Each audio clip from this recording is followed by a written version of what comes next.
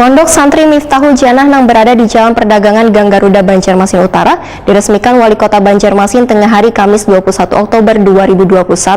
Hadirnya Pondok Santri Miftahul Jannah ini akan memberikan kemudahan bagi bubuhan hafiz dalam menghafal Al-Quran, sehingga generasi hafiz-hafizah di Banjarmasin akan terus meningkat.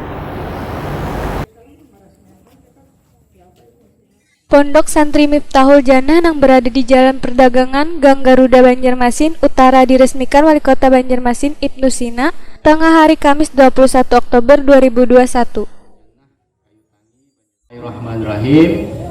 Pondok Santri Miftahul Jannah Kayu Tangi Banjarmasin pada hari ini 21 Oktober 2021 15 Rabiul Awal 1443 Hijriah belum nyatakan kita resmikan bersama-sama.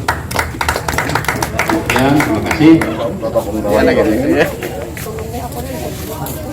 Bismillahirrahmanirrahim. Allahumma sholli ala Muhammad. Allahumma sholli wa sallim.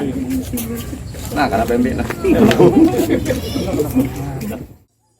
Wali Kota Banjarmasin Ibnu Sina menyatakan hadirnya Pondok Santri Miftahul Jannah ini akan memberikan kemudahan bagi bubuhan hafiz dalam menghafal Al-Quran, sehingga generasi hafiz-hafizah di Banjarmasin akan terus meningkat. Ibnu Sina berharap pesantren ini nantinya akan menjadi contoh bagi kakanakan lainnya dalam membaca dan menghafal Al-Quran.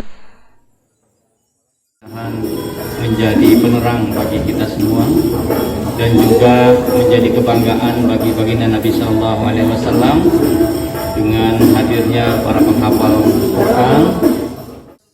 Sementara itu, jumlah keseluruhan bubuhan tahfiz Quran ada sebanyak 90 orang yang berasal dari tahfiz yang ada di Yayasan Wan Duafa, Yatim Piatu. Bahkan bubuhan tahfiz ini disekolahkan hingga 12 tahun dengan batas usia maksimal 18 tahun, sesuai dengan latar belakang keluarganya yang telah dipilih oleh pihak pesantren. Dalam pendidikannya, bubuhan tahfiz akan diberikan pembelajaran tentang mengaji wan hafalan Al-Quran wan kegiatan keagamaan lainnya.